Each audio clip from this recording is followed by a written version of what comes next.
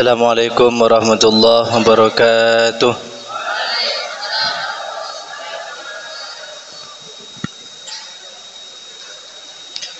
Bismillahirrahmanirrahim. Allahumma inni a'udzubika an adilla au udalla au azilla au uzalla au adlima au udlama au ajhala au yujhala alayya wa sallallahu ala sayyidina Muhammadin wa ala alihi wa sahbihi wasallam.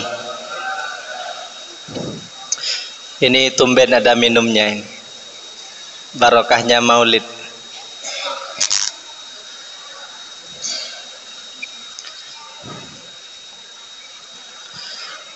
As-sanatus sadisah minal hijrah.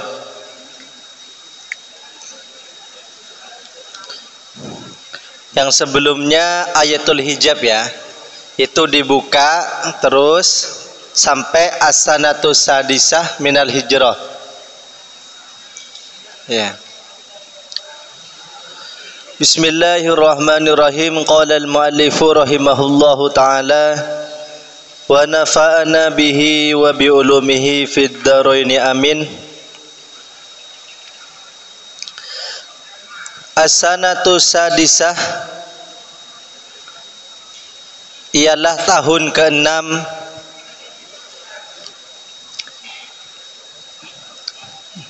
kitabnya dibuka semua. Ialah tahun ke-6 minal hijrati, dari hijrah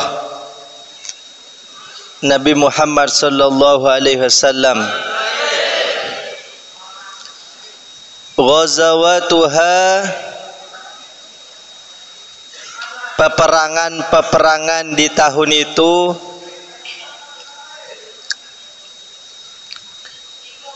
Islamu Sumamatah, keislaman Sumamah, keislaman Sumamah, maksudnya masuk Islamnya Sumamah. Wa'tirafuhu, dan pengakuannya.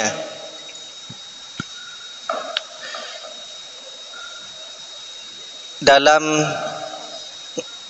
ngaji sore hari ini tahun ke-6 Hijriah ada 3 hal yang penting di tahun itu, diantaranya peperangan-peperangan yang terjadi di tahun itu dan cerita menarik masuk Islamnya Sumamah. 1. Fisanatis sadisah, di tahun ke-6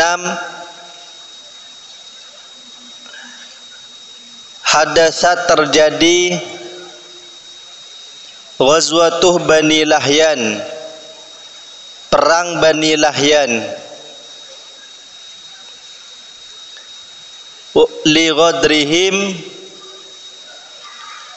karena pengkhianatan mereka, karena pengkhianatan mereka.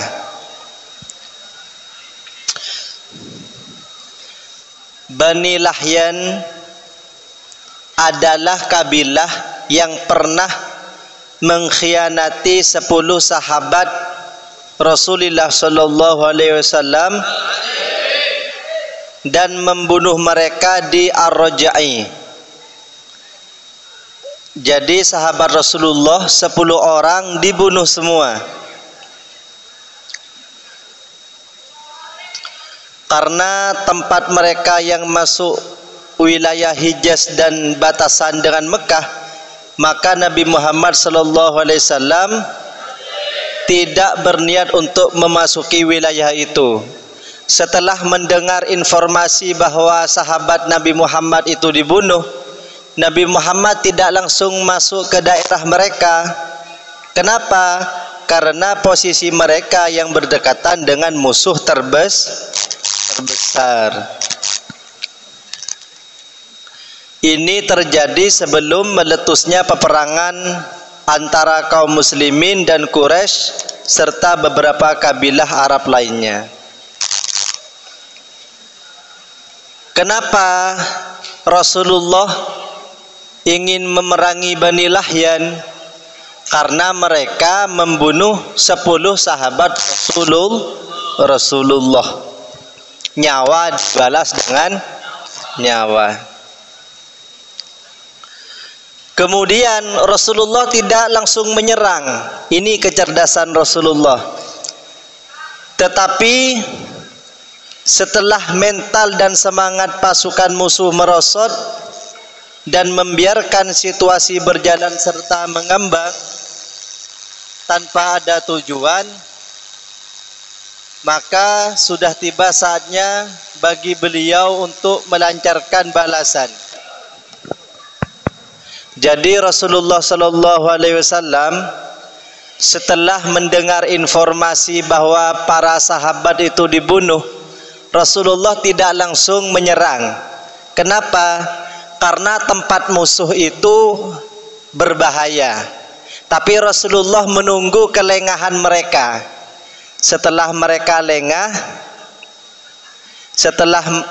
lengah, barulah Rasulullah melancarkan balasan terhadap Bani Lahyan. Kenapa? Atas kematian para sahabat beliau. Beliau itu ketika berangkat tidak sendirian, tapi beliau itu mengajak para sahabat sebanyak 200 tentara. Rasulullah waktu itu kan ada di Madinah. Kemudian Madinah diserahkan ke siapa? Diserahkan kepada Ibnu Ummi Maktum. Ketika berangkat, ini kecerdasan Rasulullah. Jadi Rasulullah ketika ingin menyerang Bani Lahyan, Rasulullah itu membuat kamuflase, penyamaran. Seakan-akan kepergian beliau itu menuju ke Syam, bukan ke Bani Lahyan. Sehingga Bani Lahyan tidak siap-siap untuk menghadapi serangan Rasulullah. Leha-leha ya. Kenapa? Karena kabarnya Rasulullah itu tidak ke Bani Lahyan untuk balas dendam, tidak, tapi ke Syam ya, agar mereka lengah. Perjalanan itu dipercepat oleh Rasulullah sampai tiba di Guron namanya, suatu lembah yang terletak antara Amad dan Usafan. Kemudian setelah hampir nyampe, kedatangan Rasulullah ini didengar oleh Bani Lahyan ya. Langsung mereka melarikan diri. Ketika mendengar Rasulullah itu membawa pasukan sebanyak 200, mereka langsung melarikan diri ke puncak-puncak gunung. Jadi tidak ada seorang pun yang tertangkap. Walam yakun, dan tidak ada fiha di dalamnya, di tahun itu, fiha di dalamnya harbun, ialah apa peperangan. Harbun apa peperangan. Karena li'annahum, karena mereka harabu, lari.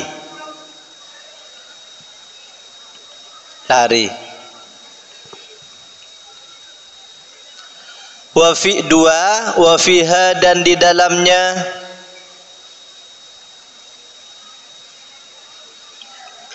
hadatsa terjadi Ghazwatul Ghabah, perang Ghabah. Perang Ghabah, bukan ribah ya. Ghabah. Ghabah itu suatu daerah. Saya mencatat tadi Ghabah itu ya.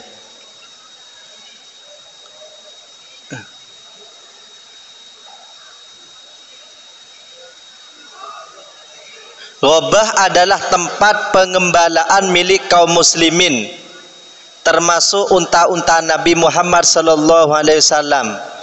Jadi Ghabah itu suatu daerah yang di daerah itu tempat mengembalanya kambing, unta dan lain-lain. Ya. Siap, termasuk unta-unta Nabi Muhammad sallallahu alaihi wasallam. Jadi Nabi Muhammad itu seorang petani kambing. Kemudian kabilah Ghatafan, ya. Nah, ada kabilah Ghatafan dari Bani Fazarah merasa terganggu dengan kekuatan dan pengaruh Nabi Muhammad sallallahu alaihi wasallam. Ini Nabi Muhammad kok semakin jaya. Nabi Muhammad kok semakin banyak unta dan kambingnya, ya. Akhirnya mereka merampas kambing dan unta Rasulullah. Ini ada kisahnya ini, ya.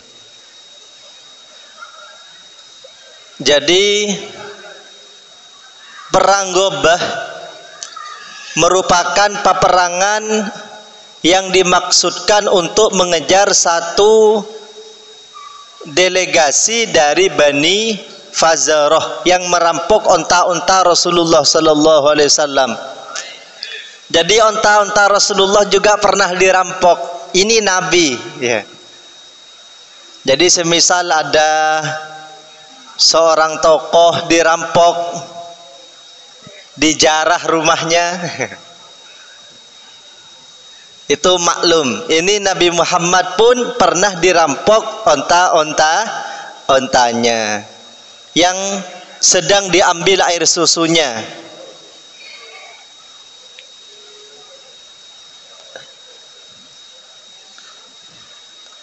Jadi ceritanya begini.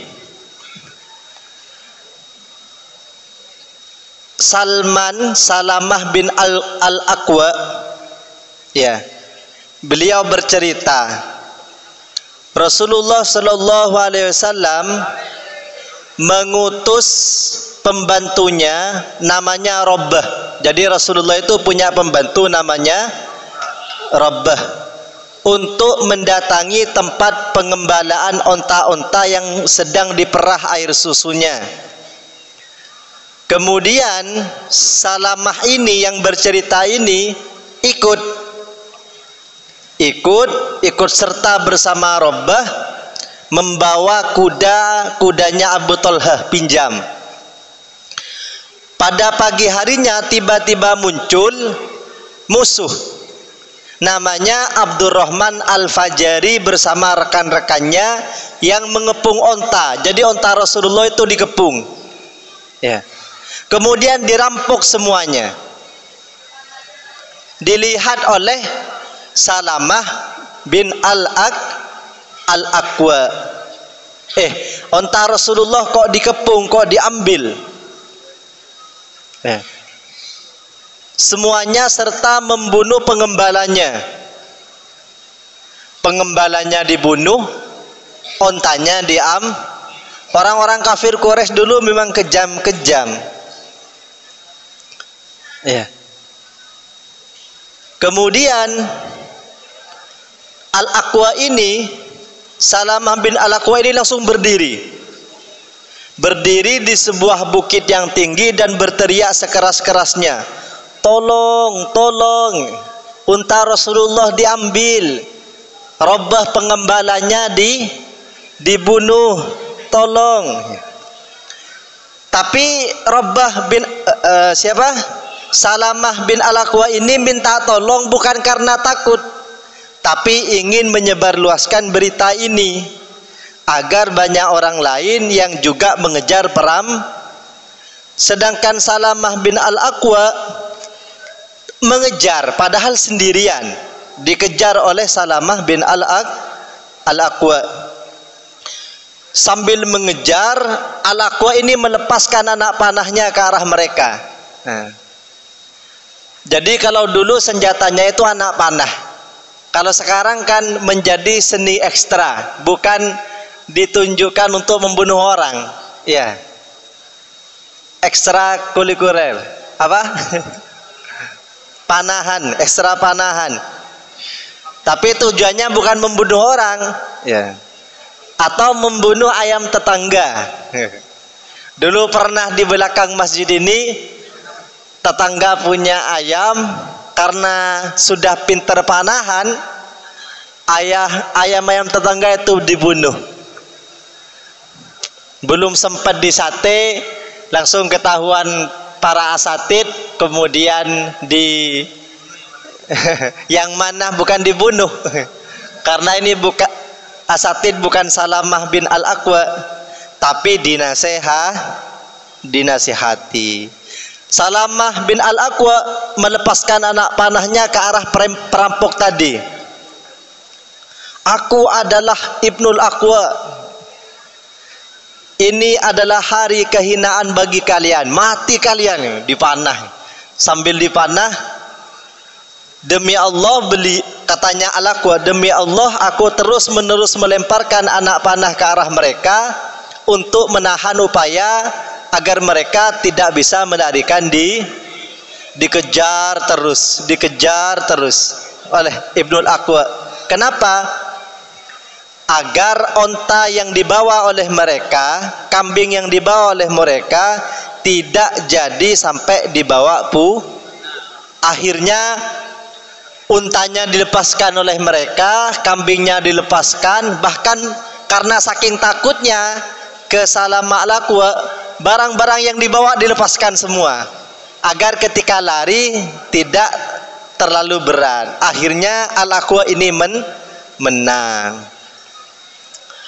Hasolat terjadi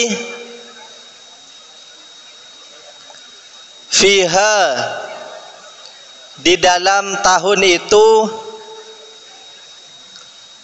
munawasatun, peperangan.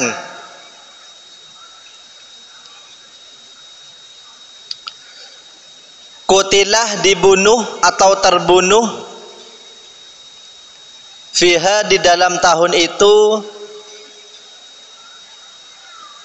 muslimun, siapa satu muslim, wa musyrikanih, dan dua orang musyrik, ya. Wa fiha, dan di dalamnya, hadatsa, terjadi, Ghazwatul Hudaybiyah, akan terjadi Ghazwatul Hudaybiyah, perang Hudaybiyah, ya. Tapi tidak terjadi langsung peperangan, tidak. Kenapa? Karena menghormati Baitul Haram. Tapi ada Perjanjian Hudaybiyah ada 5 poin.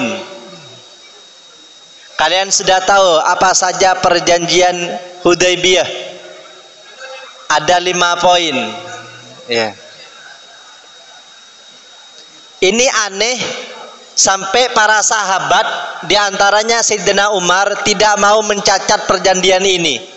Kenapa? Karena menurut dugaan Sayyidina Umar, perjanjian ini merugikan Islam. Tapi Rasulullah alim, cerdas, pandangannya luas. Ya. Poin pertama, perjanjian Hudaybiyah. genjatan senjata selama 10 tahun, tiada permusuhan dan tiada buruk pada masing-masing dari kedua belah pihak selama masa tersebut. 10 tahun tidak ada peperangan, harus damai. Isi perjanjian pertama ini tidak ada yang merugikan baik kaum muslimin atau kaum kafir. Kedua, ini yang aneh, sahabat Umar tidak mau mencatat, ya, siapa yang datang dari kaum musyrik kepada Nabi tanpa izin keluarganya harus dikembalikan ke Mekah. Jadi kalau golongan musyrikin datang ke golongan muslim masuk Islam harus dikembalikan. Tapi semisal kaum muslimin yang datang ke kelompok musyrikin tidak usah dikembali. Nabi Muhammad setuju, yang lain tidak setuju. Setelah dipelajari, kalau ada orang muslim yang berbalik arah, tidak setia kepada orang muslim itu sesama muslim, tapi murtad kembali ke kafir, ngapain disuruh kembali? Iya kan? Pada akhirnya ketika diajak gabung, malah dia akan merusak tatanan yang ada di jadi musuh dalam golongan nanti, bukan musuh dalam selimut. Kalau musuh dalam selimut tidak berperang, musuh dalam golongan. Kemudian itu perjanjian kedua. Perjanjian ketiga, tapi kembali ke perjanjian yang pertama ya, orang kafir itu tidak cerdas. Apabila golongan kafir sudah masuk Islam kemudian disuruh kembali, otomatis kan hatinya sudah pindah ke Islam. Pada akhirnya nanti akan kabur lagi, ya. Berarti yang diambil oleh orang musyrik itu raganya, bukan hatinya.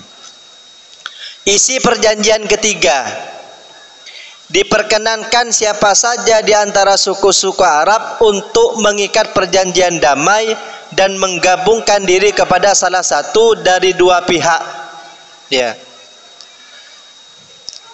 Ketika itu suku Khuza'ah menjalin kerjasama dan mengikat perjanjian pertahanan bersama Nabi Muhammad, sedangkan Bani Bakar memihak kepada kaum musyrik. Jadi perjanjian ketiga, golongan lain boleh memihak kepada golongan Nabi Muhammad, golongan muslimin, atau memihak kepada golongan musyrik. Yang memihak kepada golongan muslimin itu namanya suku Khuza'ah, yang memihak kepada kaum musyrikin namanya Bani Bakar, bukan Abu Bakar, bukan. Ya. Perjanjian keempat isinya, tahun ini Nabi Muhammad SAW dan rombongan belum diperkenankan memasuki Mekah, tetapi tahun depan saja dengan syarat hanya bermukim 3 hari tanpa membawa senjata kecuali pedang yang tidak dihunus. Itu isi perjanjian keempat. Perjanjian kelima, ya, perjanjian ini diikat atas dasar ketulusan dan kesediaan penuh untuk melaksanakannya tanpa penipuan dan penyelewengan. Secara zahir perjanjian ini merugikan kaum muslim, tapi barokah perjanjian ini Islam dikenal di mana-mana, akhlaknya dikenal, akhirnya banyak yang masuk Islam. Walam yahdus, dan tidak terjadi fiha, di dalam tahun itu, harbun, peperangan.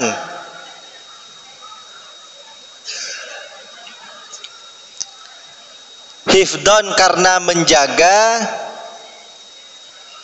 ala hurumatil baitil haram atas kemuliaan baitul haram. 4. Ini yang menarik ini. Wa fi hadhihi sanah, dan di tahun ini pula aslamah masuk Islam. Sumamatuh, siapa Sumamah bin Uthalah, ba'da'an amalahu, setelah berinteraksi dengannya ar-rasuluh, siapa Rasulullah sallallahu alaihi wasallam, bimuntaha makarimil akhlak, dengan moral-moral yang tinggi. Bimuntaha makarimil akhlak, dengan moralitas yang tinggi.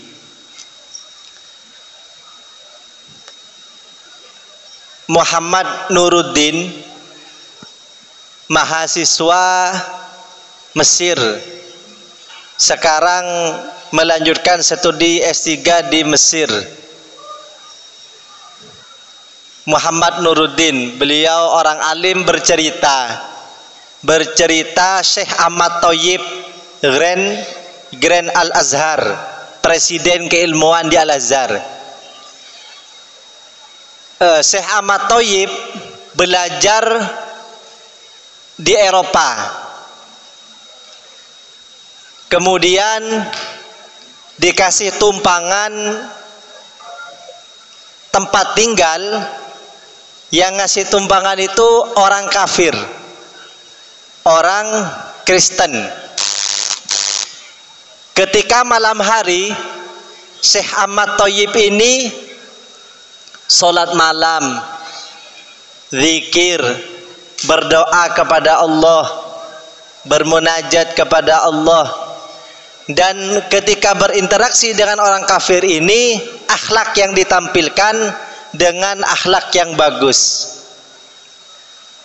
diperhatikan setiap malam oleh si pemilik rumah kafir tadi, orang Kristen tadi.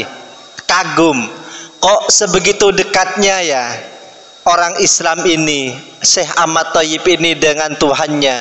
Tiap malam waktu enak-enak tidur bangun sholat Setelah menyelesaikan studi di Eropa, Syekh Ahmad Thayyib ini pulang ke Mesir.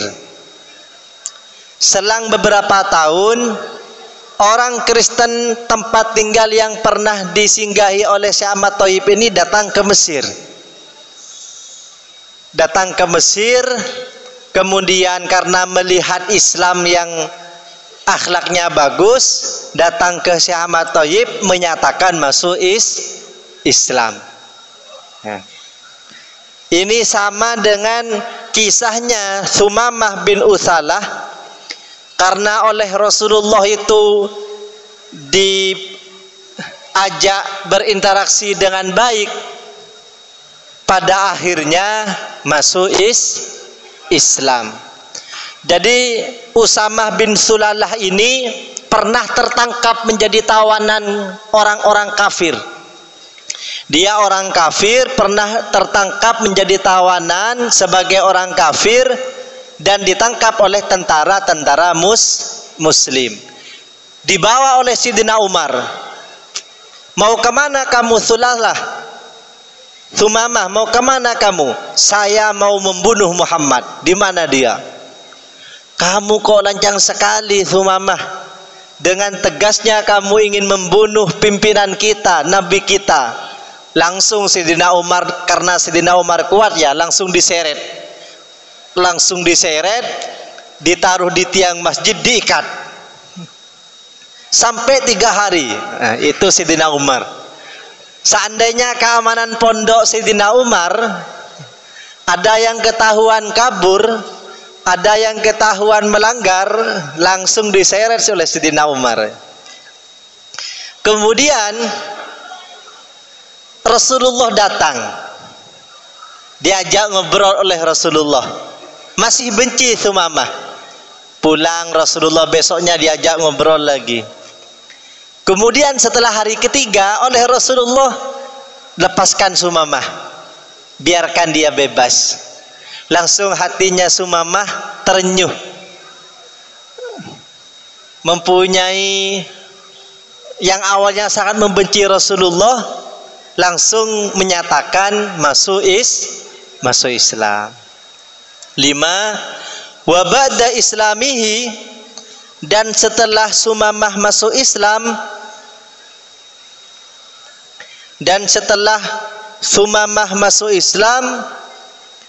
qala, dia berkata li Rasulillah, kepada Rasulullah sallallahu alaihi wasallam, wallahi ya Muhammad, demi Allah wahai Muhammad, maka tidak ada alal ardih, di atas bumi, min wajhin, wajah, abghadah, yang lebih, abghadah ilayya, yang lebih ku benci, min wajhikah, daripada wajahmu. Faqad asbahah, maka sungguh menjadi wajhukah, wajahmu, ahabbal wujuhi kulliha ilayya, wajah yang paling saya cintai seluruhnya. Muhammad, dulu wajahmu ini paling membuat aku mangkel. Paling benci itu kalau saya melihat wajahmu Muhammad. Tapi kenapa sekarang yang paling saya cintai, yang paling saya senangi adalah memandang wajahmu. Wallahi, demi Allah, makanah, tidak ada, alal ardih, di atas bumi, min dinin, dari agama, abghadah ilayya, yang paling ku benci, min dinikah, daripada agamamu. Faqad asbahah, kemudian menjadi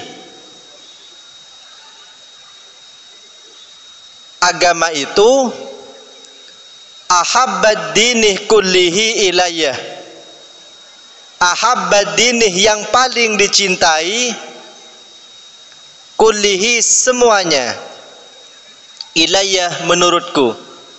Muhammad, agama yang paling kubenci dulu adalah agamamu, tapi sekarang agama yang paling kucintai adalah agamamu. Wallahi, demi Allah,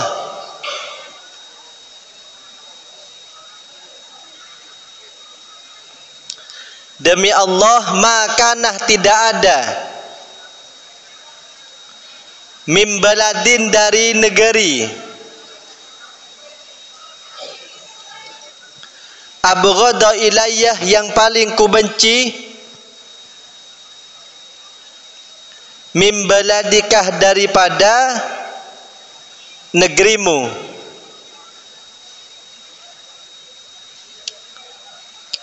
Faqad asbahah, maka sungguh menjadi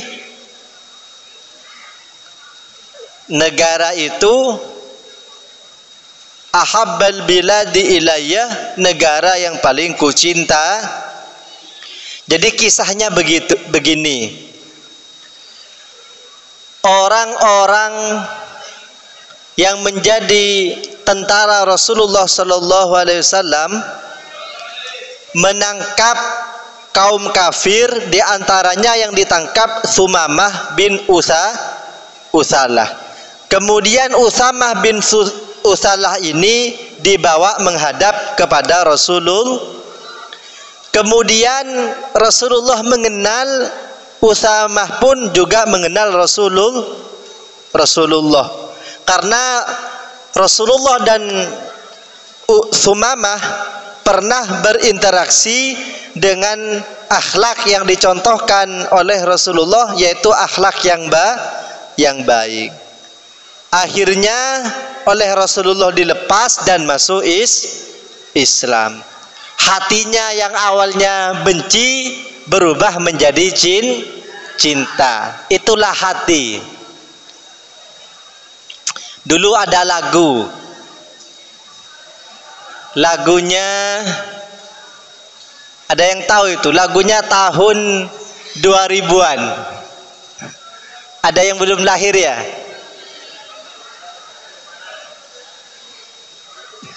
Gimana lagunya itu? Jangan benci bilang cinta.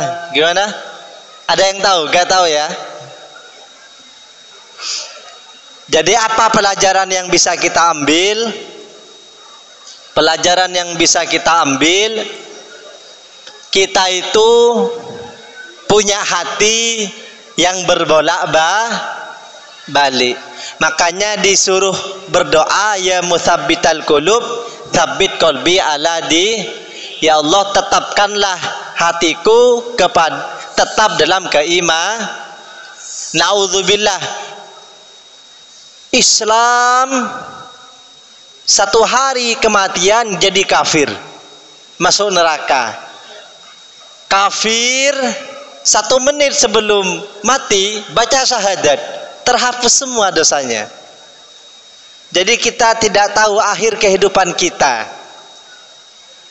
yang kelihatannya nyantri terus seumur hidup, 1 hari sebelum mati, naudzubillah, mati kafir. Kemudian sebaliknya, maka perbanyaklah doa. Oleh karena itu, ketika berjumpa dengan orang kafir atau orang-orang yang sering melakukan dosa, dalam pikiran kita tumbuhkan, bisa jadi pada akhir kehidupannya menjadi muslim yang taat. Kita sholat terus, jangan kemudian memberi label saya pasti masuk surga. Belum tahu, belum tentu ya. Naudzubillah. Akhir itu yang dinilai hal-hal yang terakhir. Jadi selalulah tiap hari melakukan kebaikan. Siapa tahu dengan kebaikan itu nanti di akhir kehidupan kita menjadi akhir yang baik. Tidak ada yang tahu akhir kehidupan. Kalau sesama teman, jangan terlalu benci. Bisa jadi nanti dia menjadi teman akrab. Malu kita, oh kamu dulu begini, kamu.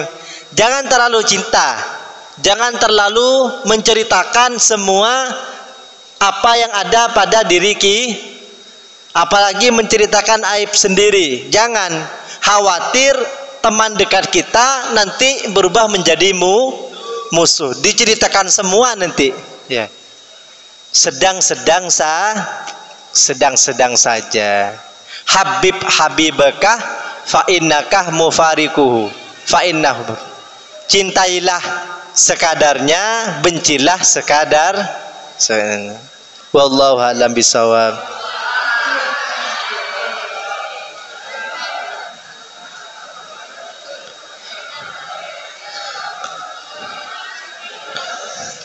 Kemarin mohon maaf saya tidak bisa mengikuti acara maulid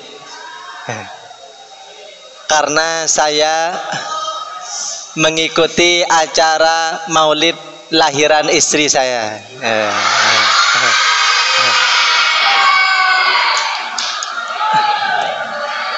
Ustadzah, alhamdulillah bayinya sehat. Ya. Dan alhamdulillahnya lagi lahir di bulan tanggal 12 Rabiul Awal. 5 September sama dengan kelahiran bundanya 5 September, sama-sama 5 September dengan bundanya. Ceritanya menarik. Jadi dulu ketika hamil 3 bulan, Dek, saya berharap nanti lahirannya di bulan Agustus atau lahirannya sama dengan adik. Kemudian setelah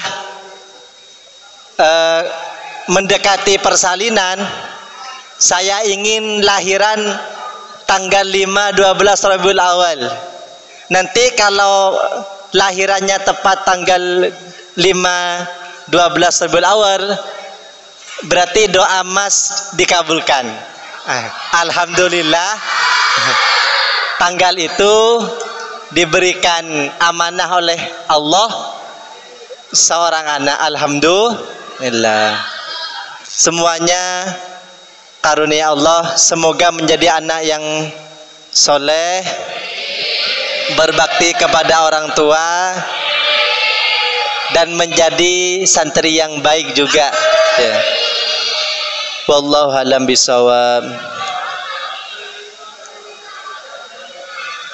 Ya Rabbana atarafna bi annana aqtarafna wa annana asrafna ala ladha ashrafna. Ya Rabbana atarafna bi annana aqtarafna wa annana asrafna ala ladha ashrafna fatub alaina taubatan tausil li kulli haubatan wastur lana al-awrati wa aminir rawati wa ufir li wa lidina rabbi wa mauludina wal ali wal ikhwani wa sairil khillani. Ya Rabbana atarafna bi annana aqtarafna wa annana asrafna ala ladha asrafna wa kulli dhi mahabba aw jiratin aw suhbah wal muslimina anjama amina rabbi asma fadlan wajudam manna la biktisabim minna bil mustafa rasuli nahdha bi kulli suli. Ya Rabbana rafna bi annana aqtarafna wa annana asrafna ala ladha asrafna salla wa sallam rabbi alaihi addal habbi wa alihi wa sahbi ada datashis subi walhamdulil ilahi fil bada'i wat tanahi walhamdulil ilahi fil bad'i wat tanahi. Ya Rabbana tarafna bi annana aqtarafna wa annana أسرفنا ألا لظى أشرفنا. والله أعلم بالصواب. صلوا على النبي محمد.